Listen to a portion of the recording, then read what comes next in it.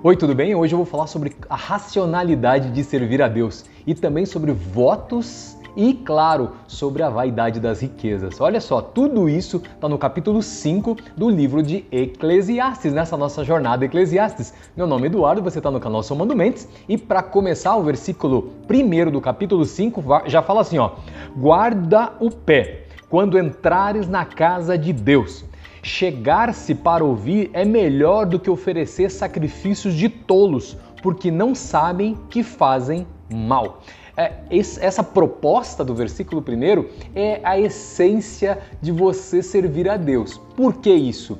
Porque quando nós vamos buscar a Deus, seja na igreja, seja em casa, sozinhos mesmo, no momento de oração, nós devemos saber a importância que é aquele momento, aquele encontro com Deus. Olha só, é um encontro com Deus. Se você fosse ter um encontro com uma celebridade, se fosse ter um encontro com uma autoridade, alguém que você admira, você não teria maior respeito? É óbvio, você possivelmente se vestiria diferente, você falaria diferente no momento. E claro, você se comportaria diferente. Então, quando a gente vai ter este tempo na presença de Deus, seja em casa, então, ou com amigos, ou na igreja, como a gente se comporta? Qual é o tipo de entrega que nós fazemos? Aqui deve entrar a nossa racionalidade para servir a Deus. Isso mesmo, porque é racionalmente que a gente projeta esse momento e se coloca na presença de Deus. Ou seja, eu penso, eu decido e eu faço. É assim, é simples, não tem segredo, esses 3 pontos. E isso é racional, isso é o nosso momento de escolha de como fazer. A pergunta é como nós estamos fazendo isso quando nós chegamos diante de Deus, que é o máximo de autoridade na nossa vida, que é o máximo de celebridade na nossa vida, ou pelo menos deve ser. Ele é o Rei, só isso, ele só é o Rei e é o Criador dos céus e da terra. Como será que eu deveria me apresentar ao Senhor? Agora, quando nós pensamos então nesse culto racional, eu convido você a ir no capítulo 12 do livro de Romanos. Eu quero trazer para você algo que é muito conhecido no Evangelho, mas é importante sempre a gente estar trazendo à tona. É o capítulo 12, versículo 1 diz assim, ó: rogo-vos, pois, irmãos, pelas misericórdias de Deus, que apresenteis o vosso corpo por sacrifício vivo, santo e agradável a Deus, que é o vosso culto racional. Quando a gente entra nessa perspectiva, então, peraí, é racional? Claro que é. Você não está vendo teu corpo, você não olha no espelho, você não se conhece? É a atitude racional de fazer um culto a Deus da melhor maneira que você pode, da forma com o que você tem e onde você está. É isso que tem que ser feito. E como a gente às vezes esquece da importância que é essa ideia de cultuar. Cultuar não é pedir nada. Cultuar é simplesmente adorar Deus pelo que Ele é, não pelo que Ele me oferece ou pelo que Ele me dá, mas simplesmente porque Ele é Deus e Ele cuida de mim, cuida de você e supre todas as nossas necessidades, a começar pela nossa respiração de cada segundo. E olha só, agora dessa mesma visão, vai comigo no versículo 6, capítulo 6, versículo 12 a 14, diz assim, ó: não reine, portanto, o pecado em vosso corpo mortal, de maneira que você obedeça às suas paixões. Nem ofereça cada um dos membros do teu corpo ao pecado, como instrumento de iniquidade, mas ofereça a Deus como ressurretos dentre os mortos que vocês são, e os vossos membros a Deus como instrumentos de justiça. E ele finaliza o versículo 14 dizendo assim: porque o pecado não vai ter domínio sobre vocês, pois vocês não estão debaixo da lei, estão debaixo da graça. Isso mesmo. Então, esse tempo da graça é algo incrível que nós estamos vivendo. É o tempo onde Pai, Filho e Espírito Santo estão se relacionando com a criação de uma maneira que nunca antes existiu. Agora, o grande ponto, Paulo vai trabalhar muito bem isso no versículo 1. Às vezes nós agimos de uma maneira até meio louca. Olha só o que ele fala no versículo 1. Então, o que a gente pode dizer? Vamos permanecer no pecado? Porque assim, então, a graça vai ser mais abundante. É incrível a gente falar sobre isso, porque isso é a pergunta que ele está fazendo, como se alguém estivesse fazendo uma pergunta para ele. Então faz o seguinte, vamos continuar pecando. Quanto mais pecar, mais graça eu tenho. Não é bem assim. Olha o versículo 2. De modo nenhum, como nós vamos viver ainda no pecado, nós os que já morremos.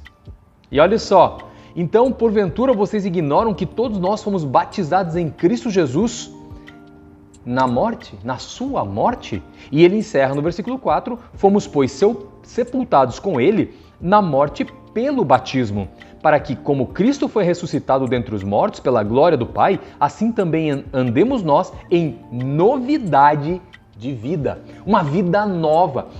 Quando a gente tem um encontro com Jesus, a realidade é essa. Nós devemos ter novidade de vida, com um culto racional do nosso corpo, entendendo que é justamente o nosso corpo que produz pecado. Então, quer um conselho? Viva na desobediência. É isso mesmo, viva desobediente. Como assim viva desobediente? A palavra diz que eu tenho que viver obediente? É, por isso mesmo, eu estou falando de acordo com a palavra. Viva desobediente, desobedeça você. Isso, eu tenho que desobedecer a mim, porque a minha carne, ela não é fraca, a minha carne é forte, a tua carne é forte, você não percebeu isso? Claro que já percebeu, então eu desafio você a desobedecer você, o teu querer. Primeiro que o teu coração também é o quê?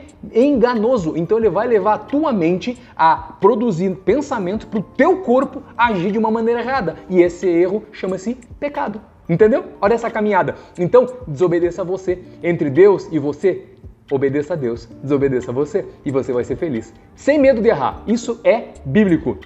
Então, vamos seguir. Olha só, o versículo 4 vai dizer assim, ó: quando a Deus fizeres algum voto, não tarde em cumprir. Você fez um voto com o Senhor a hora que você entregou a sua alma para Ele. Você desceu as águas do batismo, você nasceu de novo. Agora, você está cumprindo esse voto? De seguir a Cristo? De propagar o Evangelho? De fazer a diferença nessa terra? Se não, esse é o ponto, porque olha, o 5 diz assim, melhor é que não votes, do que vote e não cumpra. Claro, porque Deus é isso, Deus não se deixa escarnecer. É a palavra falando sobre isso. Volte-se para Deus nesse exato momento, você tem essa oportunidade. E refaça então teu voto todo dia, na tua oração diária. Refaça o voto com o Senhor, entregando a alma para Ele e confessando os teus pecados e sabendo que é dele que vem a vida, que vai trazer mais vida para você e essa vida vai transbordar para outros. E olha só, interessante aqui o que fala o versículo 10. Quem ama o dinheiro jamais se fartará dele. Também isso é vaidade. Viu? Olha só, quando a gente está nessa correria, nessa questão do nosso culto racional ao corpo, uma das primeiras coisas é justamente essa, é amar mais o dinheiro do que amar ao nosso Deus. Então, como é importante a gente entender essa realidade que a Bíblia está falando.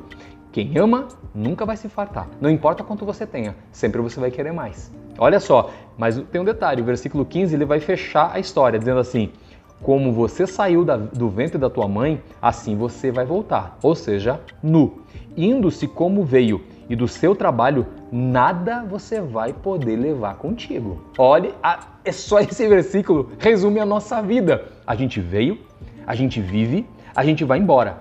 E não leva nada, nem uma mochila, nem a roupa do próprio corpo a gente vai.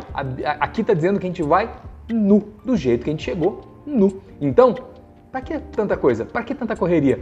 Para que fazer o que nós fazemos às vezes no que se refere a tentar mostrar uma vida que não temos para gerar uma ideia de egoísmo no outro? Por isso que Salomão fala que isso é vaidade. E olha só, para encerrar, o versículo 19 vai dizer assim, quanto ao homem a quem Deus conferiu riquezas e bens e lhe deu poder para eles comer e receber a sua porção e se alegrar no seu trabalho, isto é dom de Deus, tá vendo? Vem de Deus, é dom dele, é o Senhor quem dá, é o Senhor quem cuida, é o Senhor quem provê, então a gente só tem que reconhecer isso como um bom mordomo do Senhor, administrar tudo aquilo que vem à nossa mão e administrar de uma maneira produtiva e saber que o dono não somos nós, é Ele, nós só estamos administrando e, claro, usufruindo aquilo que Ele põe na nossa mão, mas isso tem que ser feito com sabedoria, não com vaidade, muito menos para gerar sentimento ruim na vida de outras pessoas, mas justamente produzir aquilo que o Senhor colocar no nosso coração através do que o Senhor colocou nas nossas mãos para a gente fazer. Então, faça o teu melhor nesse dia. Por isso, Deus abençoe teu dia, Deus abençoe tua família. Leia a Bíblia, liberte-se e, claro, compartilhe esse vídeo para que outros também sintam-se estimulados a ler a palavra do Senhor e produzir vida na vida deles. Até o próximo!